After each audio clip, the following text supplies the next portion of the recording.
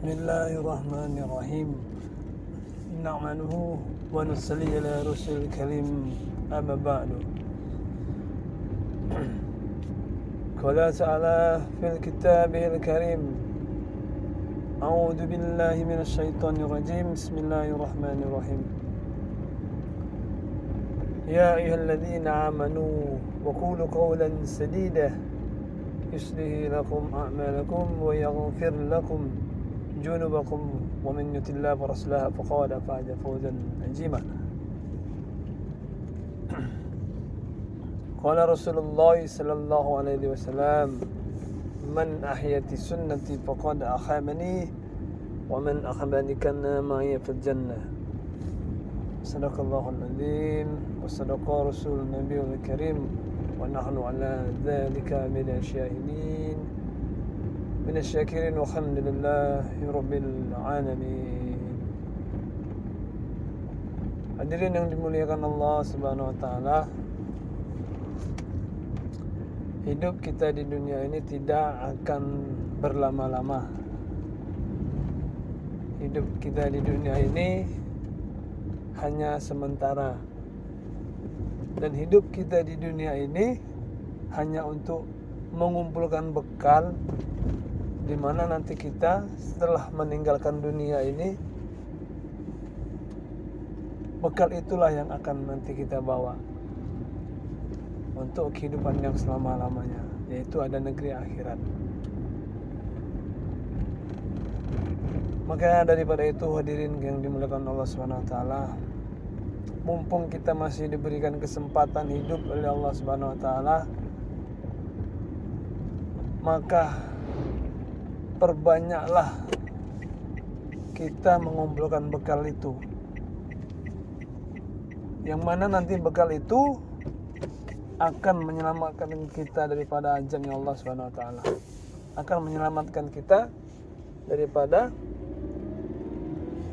siksa-siksa yang bakal terjadi.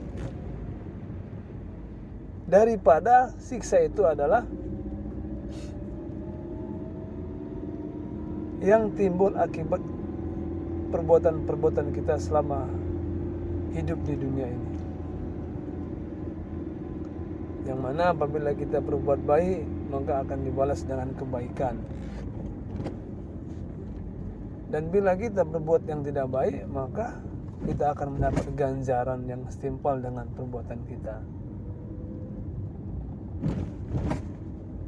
Hadirin yang dimuliakan Allah Subhanahu wa taala, mumpung masih kita diberikan kesempatan hidup, marilah kita bersama-sama untuk beriktibar, bermujahadah, bermuhasabah. Apa sebenarnya yang selama ini kita buat ini, ada manfaatnya enggak untuk diri kita maupun untuk orang lain?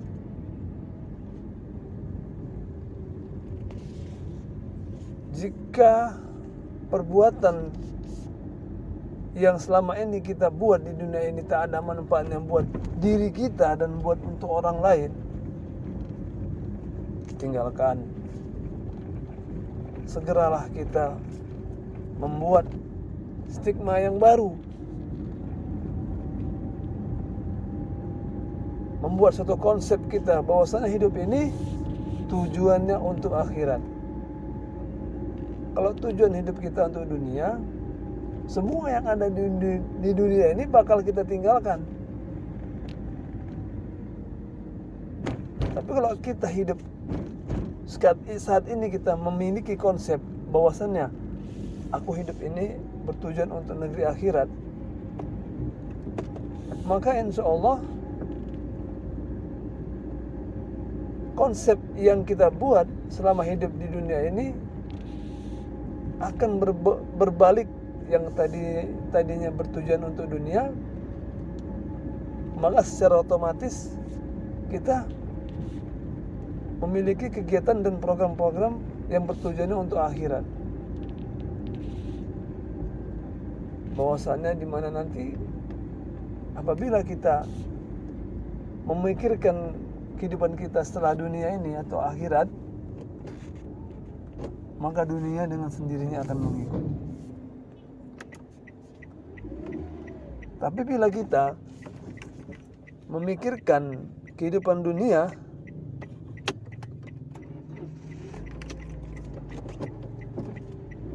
maka akhirat kita akan ketinggalan. Nah, di sini hadirin yang muliakan Allah Subhanahu wa taala, yang harus kita pikirkan bersama. Bahwasanya Allah menciptakan kita hidup di dunia ini hanya untuk beribadah kepadanya.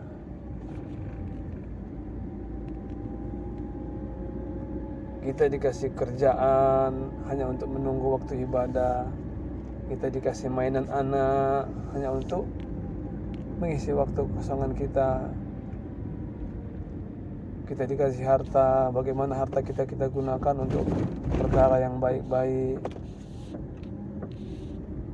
Kita dikasih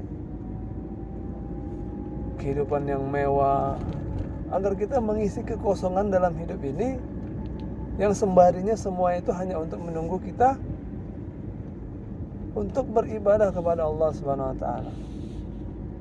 Hari ini manusia ini berbalik, dia berbeda. Sehingga waktu-waktu yang dia gunakan itu hanya untuk kepentingan-kepentingan dunia. Saking sibuknya memikirkan dunia, maka dia pun ditokoin oleh kehidupan di dunia itu. Dia tidak bisa beribadah karena dunianya. Dia tidak bisa bersilaturahmi karena dunianya. Macam-macam kehidupan yang intinya untuk ibadah, dia disibukkan dengan pekerjaan-pekerjaan dunia. Alhasil ditanya, masih sibuk aku, ada kerjaan, masih sibuk aku, ada ini, ada itu, dan lain sebagainya.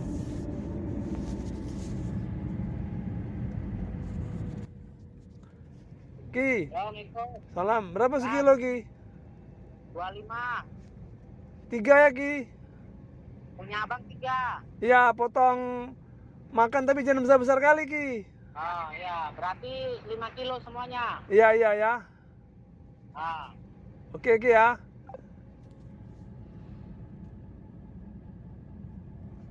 Begitulah. Bahwasanya kalau kita mengejar kehidupan dunia, takutnya akhirat kita ketinggalan. Tapi kalau kita mengejar akhirat, dunia kita yang mengikuti kita. Karena kalau kita menolong agama Allah, Allah akan tunaikan semua hajat keperluan kita di dunia. Tapi jangan tidak berikhtiar untuk pekerjaan. Perkara pekerjaan itu memang harus kita buat, tapi jangan terlalu kali mengambil resiko sampai meninggalkan ibadah. Nah ini dia. Coba kita lihatlah sekarang. Saking sibuknya memikirkan dunia, dan memang keperluan dunia itu penting. Contoh kecil sebagai tukang. Tukang bangunan tuh hampir rata-rata ya kita bilang. Miris kita. Sulit kali yang namanya untuk ibadah itu. Adapun cuman manusia pilihan lah, beberapa orang aja. Bahkan yang tukang ini pun membangun masjid sekalipun, enggan dia untuk beribadah kepada Allah Subhanahu wa taala. Padahal yang dibangun rumahnya Allah gitu. Dia bangun rumahnya Allah, dengar suara azan langsung dia di situ, dengan posisi dia tuh enggak jalan lagi, enggak meluangkan waktu lagi lah istilahnya tuh. Dia kerja-kerja yang lain. Udah emang di rumah Allah dia tuh bekerja gitu. Itu pun masih juga belum sanggup untuk menjalankan ibadah, sholat. Yang udah jelas bahwasannya dia membangun rumahnya Allah. Begitu dengar azan, dia pun istirahat. Habis orang sholat, dia pun mulai lagi kembali bekerja. Ini kan petunjuk daripada Allah Subhanahu wa taala bahwasanya hidayah itu memang Allah yang kasih gitu. Dan hati itu memang bukan dia yang menggerakkan gitu. Allah yang menggerakkan. La ilaha illallah.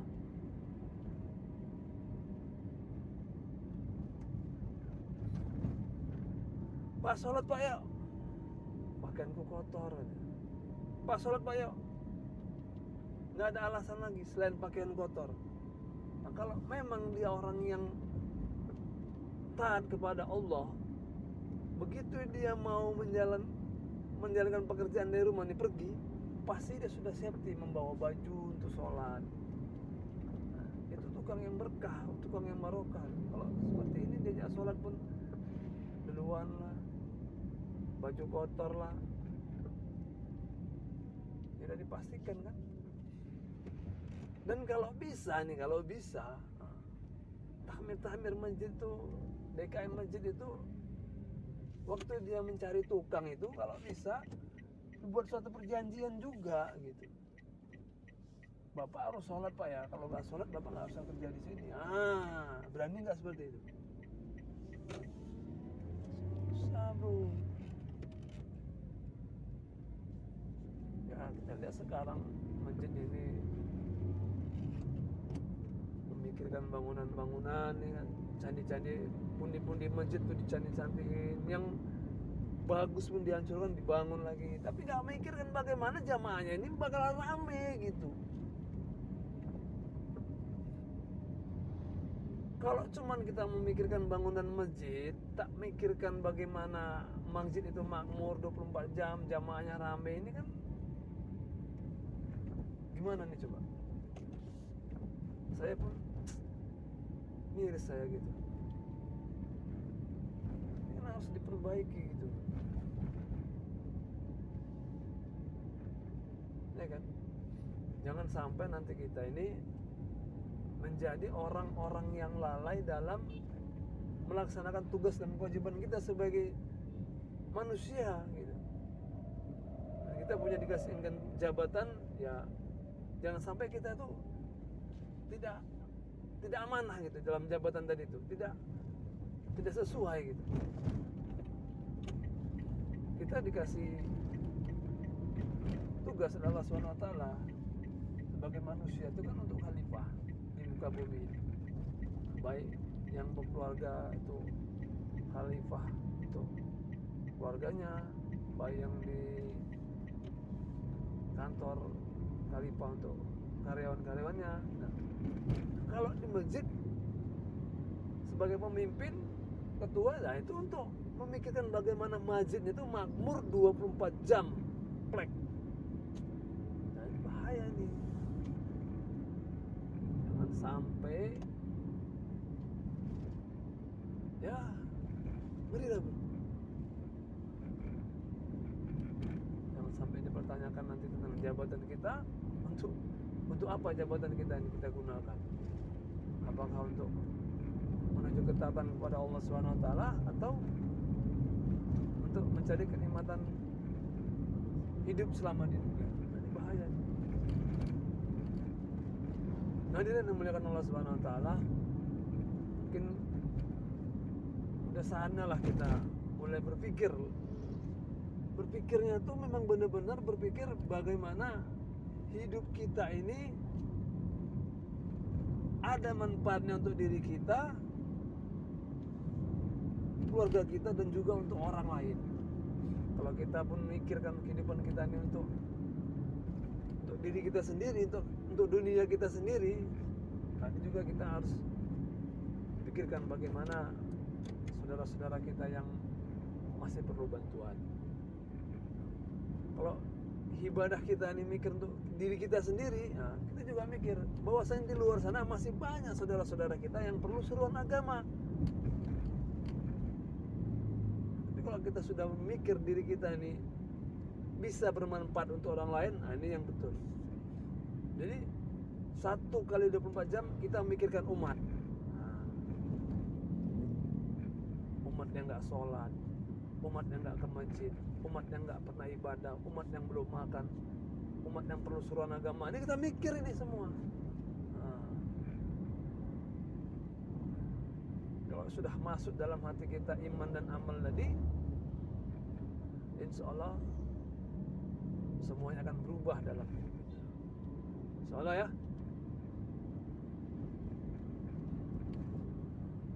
Subhanallah wa bihamdi. Subhanallah wa bihamdika asyhadu an la ilaha illa anta astaghfiruka wa atubu ilaik. Assalamualaikum warahmatullahi wabarakatuh.